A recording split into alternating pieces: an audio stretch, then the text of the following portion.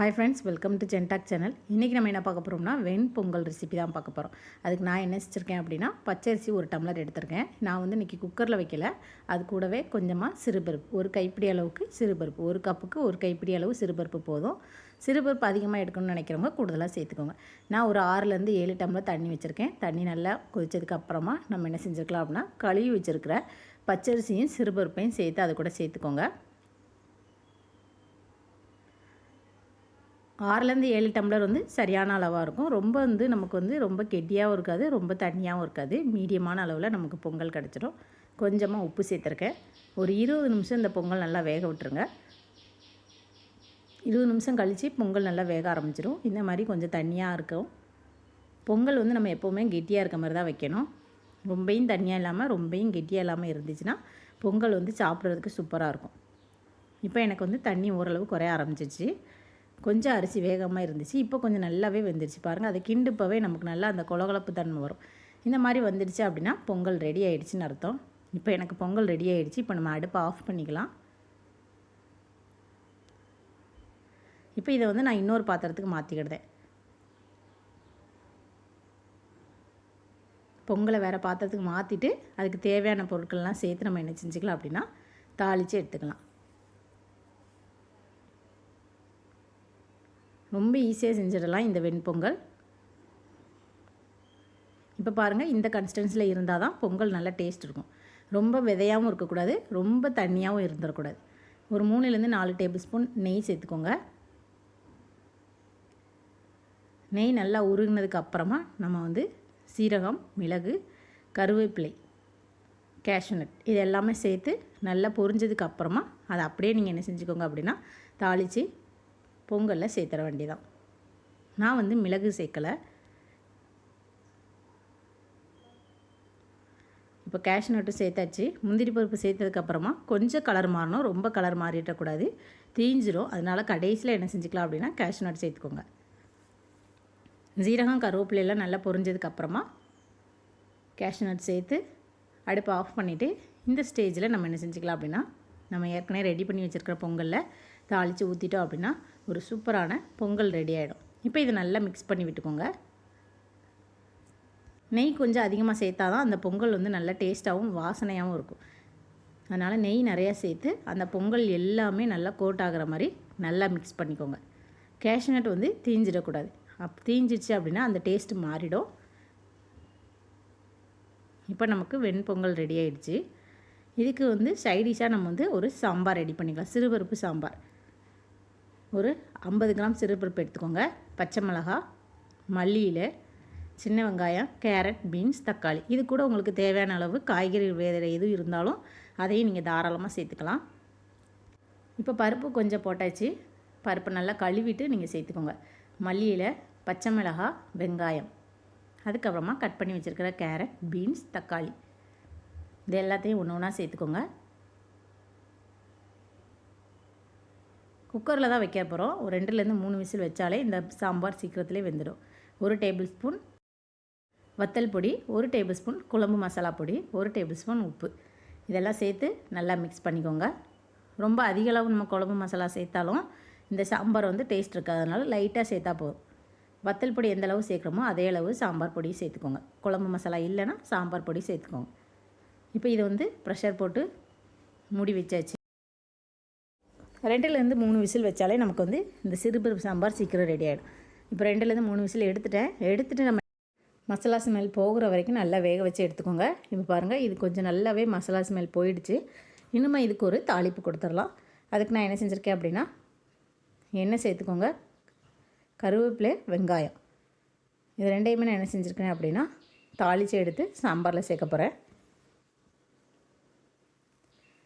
இப்போ சாம்பாருக்கு தாளிப்பு முடிஞ்சிச்சு. ஒரு 5 நிமிஷம் தாளித்ததுக்கப்புறமா நம்ம அடுப்பில் வச்சுக்கிட்டோம் அப்படின்னா அந்த சாம்பார் கொஞ்சம் கெட்டித்தன்மை ஆகிடுச்சு அப்படின்னா சூப்பராக இருக்கும்.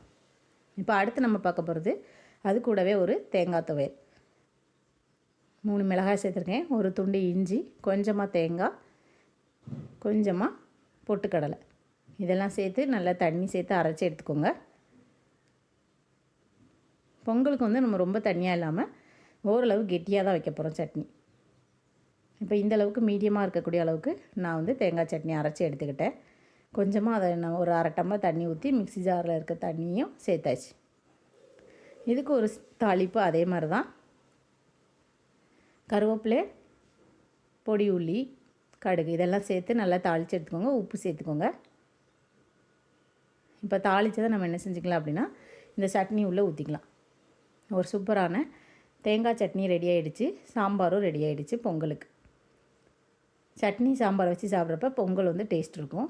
கூடுதலாக நமக்கு வந்து சாப்பிட தோணும்.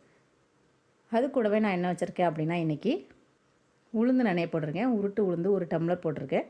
அதையும் என்ன செஞ்சுக்கலாம் அப்படின்னா 1 மணி நேரம் ஊற வச்சதுக்கப்புறமா மிக்ஸி ஜாரில் போட்டு தான் நான் அரைக்க போகிறேன். தண்ணி இல்லாமல் நம்ம என்ன செய்யணும் அப்படின்னா அரைச்சி எடுக்கணும். தண்ணியாக ஆகிடுச்சு அப்படின்னா வடை வந்து நல்லா டேஸ்ட் இருக்காது. நான் இன்றைக்கி வடை மாதிரி போடாமல் உளுந்து உருண்டை மாவு மாதிரி ரெடி பண்ணி அதில் உளுந்து போண்டாவாக நான் என்ன செய்ய போகிறேன் அப்படின்னா போட போகிறேன். கொஞ்சமாக கருவேப்பிலை சேர்த்துக்கிட்டேன். ஜீரகம் சேர்த்தாச்சு. மிளகு நான் சேர்க்கலை. சின்ன பிள்ளைங்க இருக்காங்க அப்படிங்கிறதுனால மிளகு எடுத்து தூர வச்சுருவாங்கன்னு அதை சேர்க்கலை. உங்களுக்கு மிளகு விருப்பம்னா நீங்கள் சேர்த்துக்கலாம். ஒரு கைப்பிடி அளவுக்கு சூடான சாதம் சேர்த்துருக்கேன். இந்த மாதிரி தண்ணியாக இல்லாமல் கெட்டியாக அரைச்சி எடுத்துக்கோங்க. தண்ணி சேர்க்காமல் அரைச்சி எடுத்தாச்சு. இது கூடவே கொஞ்சமாக உப்பு சேர்த்துட்டு தேவையான அளவுக்கு வெங்காயம் கட் பண்ணி வச்சுருக்கோம். வெங்காயம், மல்லி இலை, அதுக்கப்புறமா மிளகாய் இதையும் நீங்கள் என்ன செஞ்சுக்கலாம் அப்படின்னா இது கூடவே சேர்த்துக்கோங்க. இப்போ வெங்காயம் கட் பண்ணதை இந்த மாதிரி நல்லா என்ன செஞ்சுக்கணும் அப்படின்னா மசிச்சு விட்டுக்கணும்.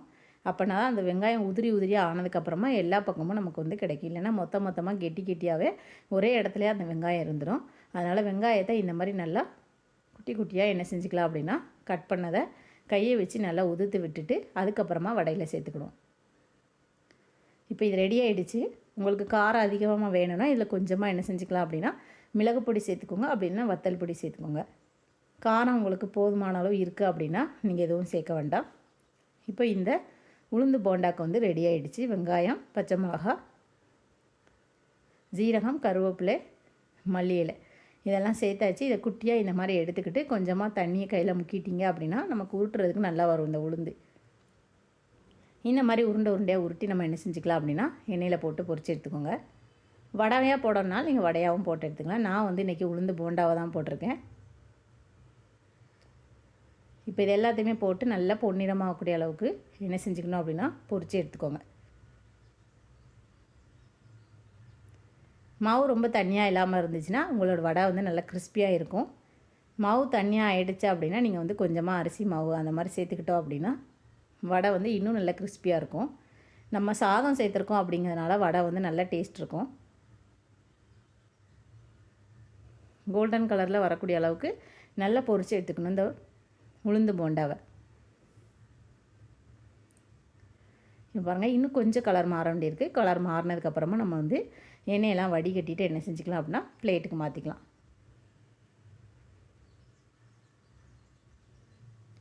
இப்போ நல்லாவே கலர் மாறிடுச்சு. நான் இதை வந்து பிளேட்டில் வச்சுக்கிடுதேன். உளுந்து போண்டா எல்லாத்தையுமே இந்த மாதிரி நல்லா பொரித்து எடுத்தாச்சு. இப்போ நமக்கு உளுந்து போண்டாவும் ரெடி ஆகிடுச்சு.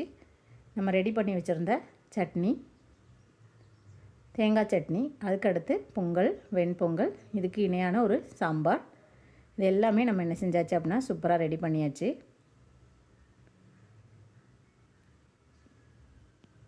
பொங்கல், சட்னி, சாம்பார், அப்புறமா உளுந்து போண்டா இது எல்லாமே ரொம்ப சூப்பராக வந்திருக்கு இன்றைக்கி. பொங்கல் கூட வடை வச்சு சாப்பிட்றது ரொம்ப ரொம்ப நல்லாவும் இருக்கும், டேஸ்ட்டாகவும் இருக்கும். கார்போஹைட்ரேட் நமக்கு என்ன செய்யும் அப்படின்னா கொஞ்சம் அதிகமாகும். அதனால் டயபெட்டிக் பேஷண்ட், பிபி இருக்கிறவங்க, சுகர் இருக்கிறவங்க எல்லாருமே என்ன செய்யணும் அப்படின்னா கார்போஹைட்ரேட் குறைக்கணும்னு நினைக்கிறவங்க இந்த மாதிரி உணவை எடுக்காமல் சிம்பிளாக எடுத்துக்கலாம். முக்கியமாக சுகர் பேஷண்ட் என்ன செய்யக்கூடாது அப்படின்னா பொங்கல் கூட சேர்த்து வடை சாப்பிடக்கூடாது. ரெண்டுமே என்ன செஞ்சிடும் அப்படின்னா நமக்கு வந்து சுகர் லெவலை இன்க்ரீஸ் பண்ணிடும். அதை மட்டும் அவாய்ட் பண்ணிக்கோங்க. மீதி எல்லாருமே நம்ம என்ன செஞ்சுக்கலாம் அப்படின்னா தாராளமாக இந்த மாதிரி பொங்கல், சட்னி, சாம்பார், வடை வச்சு சாப்பிட்டுக்கோங்க. இந்த வீடியோ பிடிச்சிருந்தால் லைக் பண்ணுங்கள், ஷேர் பண்ணுங்கள். தேங்க்யூ.